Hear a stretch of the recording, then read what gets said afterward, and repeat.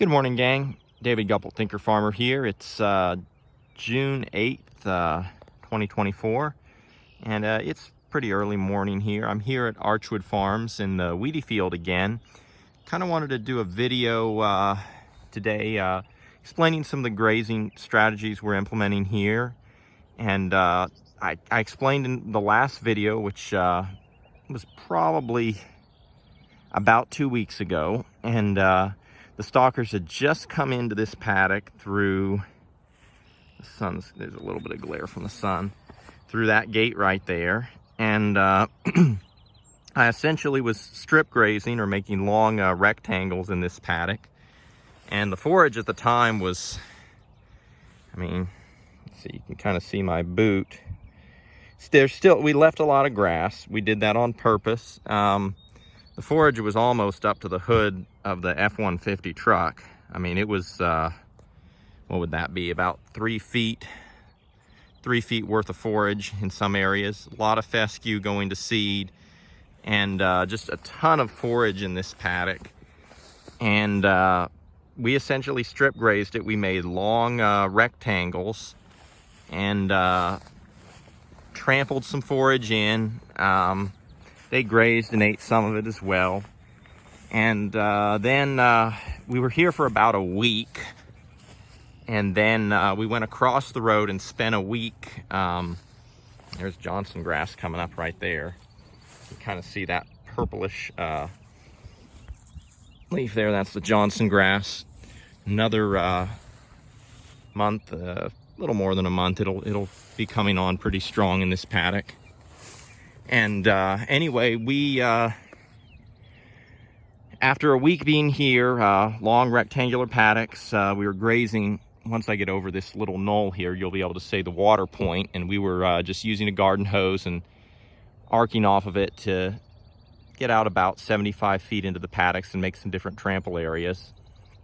We spent a week across the road in a warm season field with a lot of switchgrass. And then we just came back with the herd. And now we're going to go around the farm. We're actually heading for a warm season field. And so we're not going to do a whole lot of trample grazing immediately.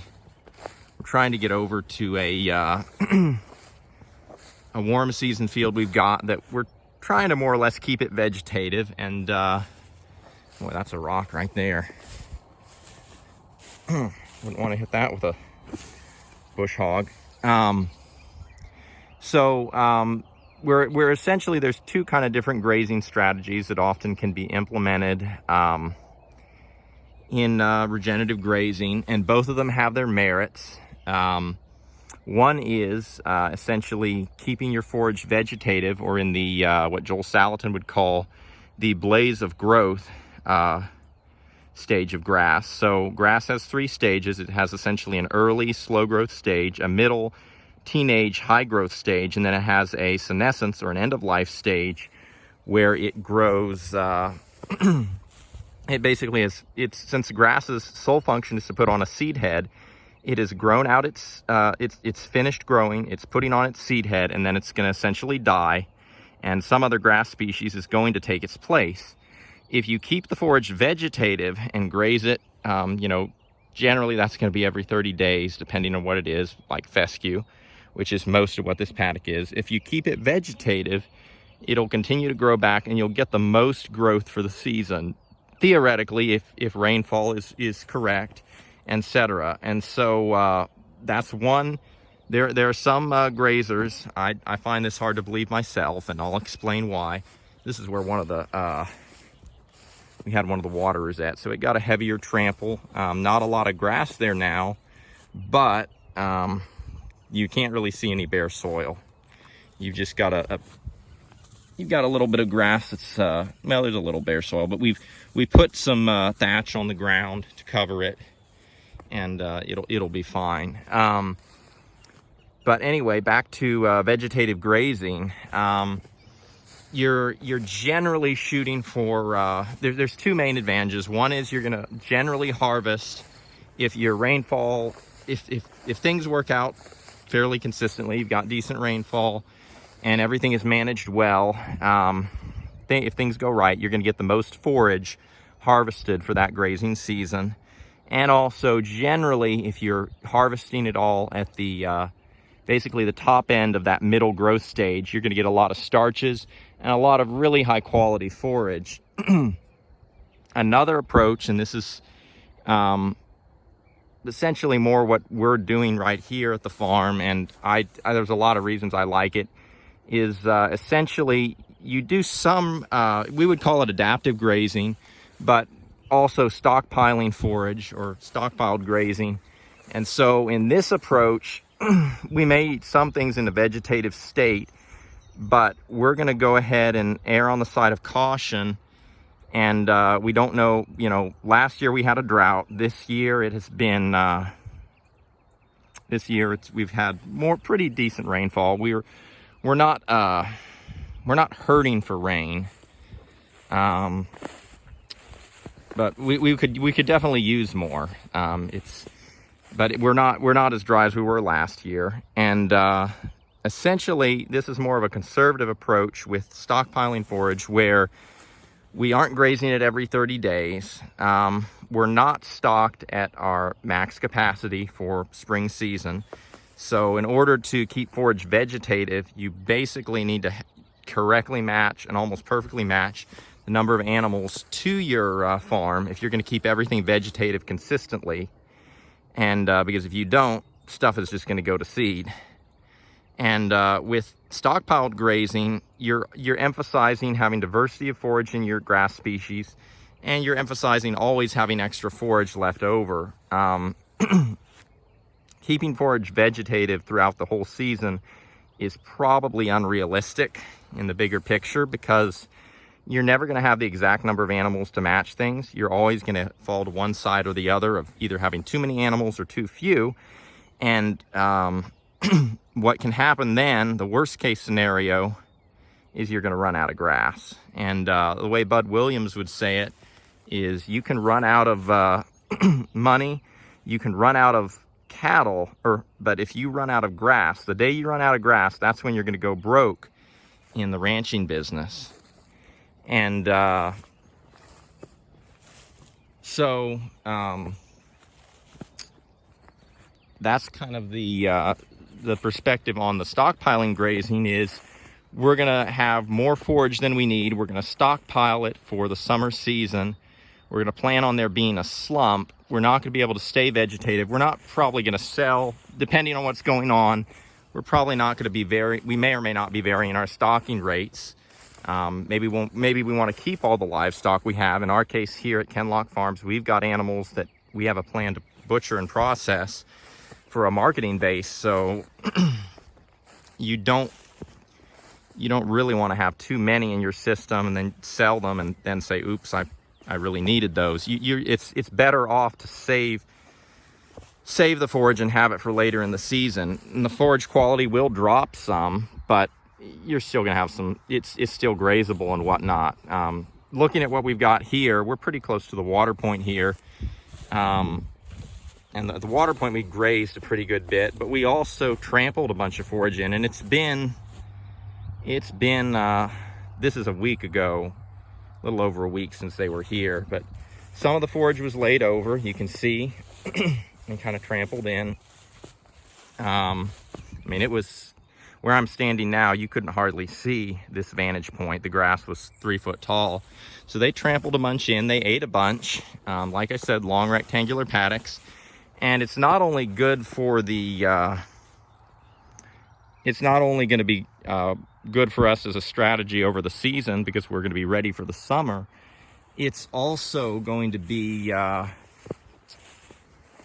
it's going to benefit us in that for our soil life, we've trampled, we've done two things, more than two things, but two primary things. One, we've trampled a bunch of this litter back into the soil to feed the soil microbiology and also to keep it covered.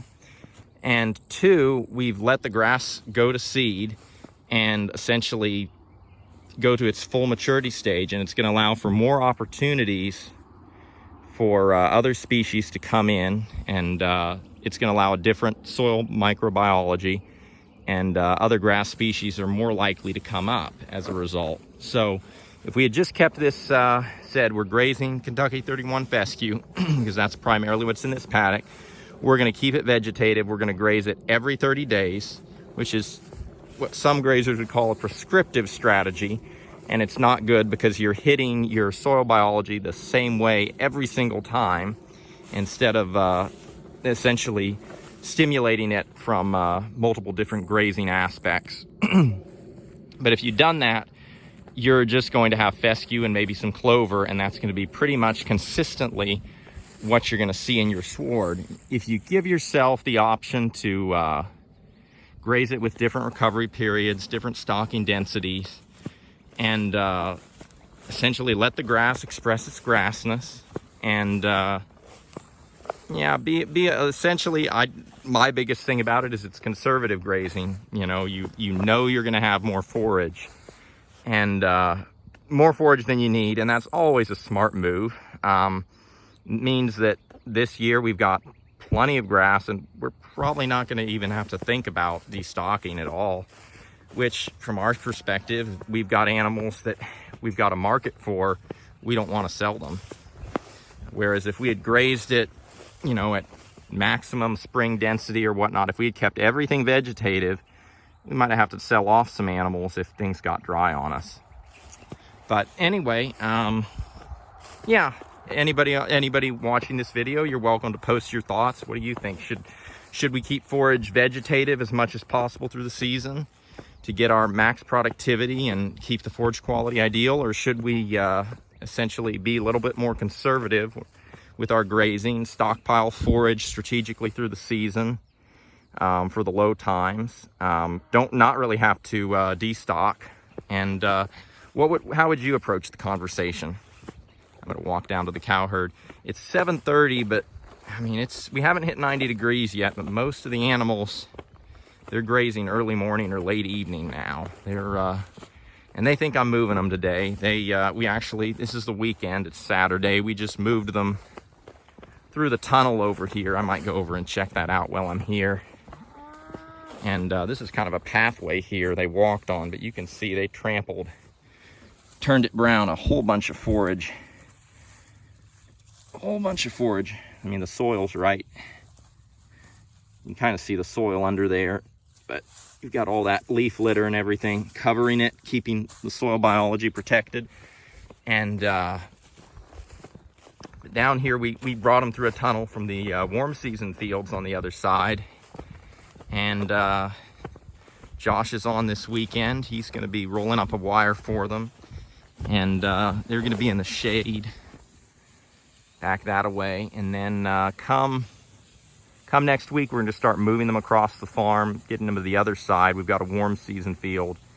I think it is mostly switchgrass. We're going to be grazing down. And this is, of course, the stocker herd. Yeah, no breeding is going on here. That's just all show. Anyway, yeah, let's get on down here to the tunnel.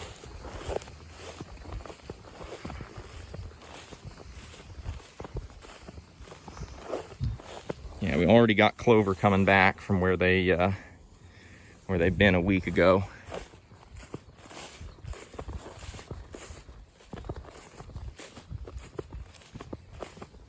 Which this paddock normally you don't see a lot of clover. It will be neat to see what this does in another few weeks, especially if we get some rain.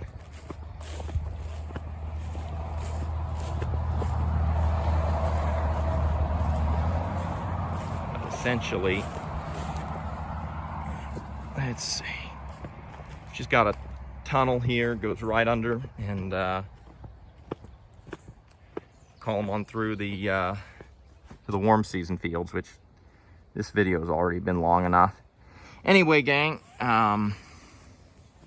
that's it for today, and wish you all a great weekend, and blessings for the journey, and keep it real.